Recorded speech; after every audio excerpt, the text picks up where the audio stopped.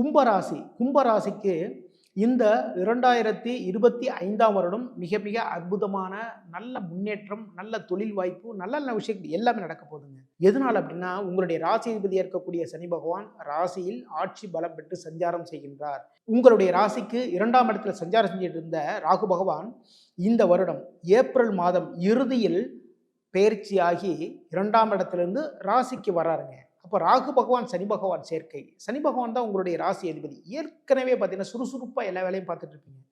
புதிய சிந்தனைகள், உங்களுடைய வேலைகள் வந்து தடுமாற்றம் இல்லாமல் அது ரொம்ப அழகாக எல்லா வேலைகளும் எல்லாமே பார்ப்பீங்க. சுறுசுறுப்பாக எல்லா வேலையும் பார்ப்பீங்க. ராகு பகவான் சேர்க்கை பெறுகின்றார். அப்போ உங்களுடைய சிந்தனைகளில் பார்த்தீங்கன்னா பலவிதமான எண்ணங்கள், பலவிதமான ஒரு பிரைட்னஸான ஒரு லைஃப் இருக்கு இல்லைங்களா? அப்படி ஒரு விஷயத்தை வந்து உங்களுக்கு ராகு பகவான் தரப்போகின்றார். உங்களுடைய ராசிக்கு 7ஆம் இடத்தில் பார்த்தீங்கன்னா கேது பகவான் சஞ்சாரம் பண்றார்.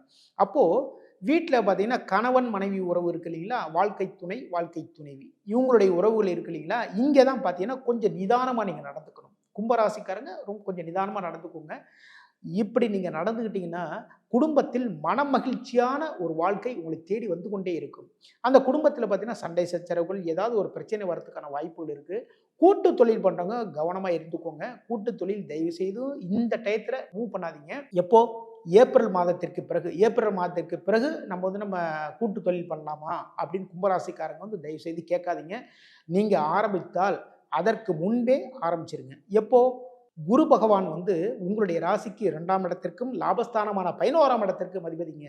அவர் வந்து பார்த்தீங்கன்னா உங்களுடைய ராசிக்கு 4ஆம் இடத்துல சஞ்சாரம் பண்ணிட்டு இருக்கார். அவர் வந்து மே மாதம் இறுதியில் 4ஆம் இடத்திலிருந்து ராசிக்கு 5ஆம் இடத்திற்கு பெயர்ச்சியாக போகின்றார். இது மிக மிக சிறப்பு. அப்போ குரு பகவானுடைய 5ஆம் பார்வை உங்களுடைய ராசிக்கு பாக்கியஸ்தானமான 9ஆம் இடத்திலும், 7ஆம் பார்வை லாபஸ்தானமான 11ஆம் இடத்திலும், அவருடைய மிக சிறப்பான 9ஆம் பார்வை உங்களுடைய ராசிக்கே விழுகின்றது. அப்போ இது மிக மிக சிறப்பு இல்லையா? நீங்க இந்த டயத்துல என்ன பண்ணணும் அப்படின்னா, குருமார்கள்ட்ட வந்து ஆசீர்வாதம் வாங்கிக்கோங்க. சரிங்களா? உங்களுக்கு கல்வி கற்றுக் கொடுத்த குருமார்கள் அவங்ககிட்ட ஆசீர்வாதம் வாங்கிட்டு எந்த ஒரு வேலை செஞ்சாலும் சரிதாங்க. அதுல வெற்றிகளை மட்டுமே பார்ப்பீங்க. ஏன்னா ராசிக்கு 2ஆம் அதிபதி அவர் தான் பார்த்தீங்கன்னா லாபாதிபதி குரு பகவான். குருமார்கள்ட்ட ஆசீர்வாதம் வாங்கிட்டு தொழில் சம்பந்தமான விஷயம் எந்த ஒரு விஷயமா இருந்தாலும் சரி அதை பேசுறதுக்கோ இல்லை அப்படின்னா வந்து எக்ஸாம் எழுதுறதுக்கு போகிறதுக்கோ இந்த குரு பகவான்கிட்ட வந்து அதாவது உங்களுடைய குருக்கிட்ட வந்து ஆசீர்வாதம் வாங்கிக்கோங்க. அதன் மூலமாக லாபங்கள் வந்து சேர்ந்து கொண்டே இருக்கும். பாக்கியங்கள் நல்ல நல்ல விஷயங்கள் எல்லாமே நடக்குங்க. திருமண தாமதங்கள் இது எல்லாமே விலகிடும். ஏன்னா பாக்கியஸ்தானமான 9ஆம் இடத்தில் குரு பகவானுடைய பார்வை விழுகின்றது மிக மிக சிறப்பு. ரொம்ப ரொம்ப அற்புதம். அதாவது பட்டங்கள், பதவிகள் எல்லாமே தேடி வரதுக்கான வாய்ப்புகள் இருக்குது. லாபஸ்தானமான 11ஆம் இடத்தில் குரு பகவானுடைய பார்வை பதிகின்றது.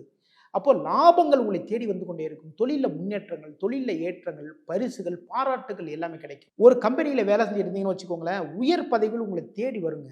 உங்களை சுற்றி இருக்கிறவங்க உங்களை பாராட்டிக்கிட்டே இருப்பாங்க. உங்களுடைய செயல்பாடுகள் அவ்வளோ அற்புதமாக இருக்கும். ஏற்கனவே ராசி அதிபதி ராசியில் ஆட்சி பலத்தோடு இருக்கார். இது மிக மிக சிறப்பு. எல்லா விஷயத்திலையுமே பார்த்தீங்கன்னா தன்னம்பிக்கையுடனும் தைரியத்துடனும் கும்பராசிக்காரங்க இந்த வருடத்தில் உங்களுடைய முயற்சிகளில் முன்னேற்றங்கள் கிடைக்கும். அந்த முயற்சிகள் பார்த்தீங்கன்னா தீவிர முயற்சிகளாக எடுங்க.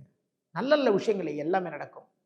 ராசிக்கு 5ஆம் இடத்தில் குரு பகவான் பெயர்ச்சி ஆவதனால் பூர்வீகம் சம்பந்தமான சின்ன சின்ன விஷயங்கள், சின்ன சங்கடங்கள் எல்லாம் வரதுக்கான வாய்ப்புகள் இருக்குது. குழந்தைகளுடைய படிப்பில் நல்ல முன்னேற்றங்கள் இருக்குது. இந்த ஒரு சின்ன சின்ன விஷயங்கள் மட்டும் வந்து நீங்கள் கரெக்டாக பாயிண்ட் அவுட் பண்ணிக்கோங்க. பாயிண்ட் அவுட் பண்ணி நோட் பண்ணிக்கிட்டு அதுபடி நீங்கள் நடந்துக்கிட்டீங்க அப்படின்னா கும்பராசிக்காரங்களுக்கு இந்த வருடத்தில் எல்லா விஷயத்திலையுமே வந்து சக்ஸஸை மட்டுமே பார்க்கலாங்க.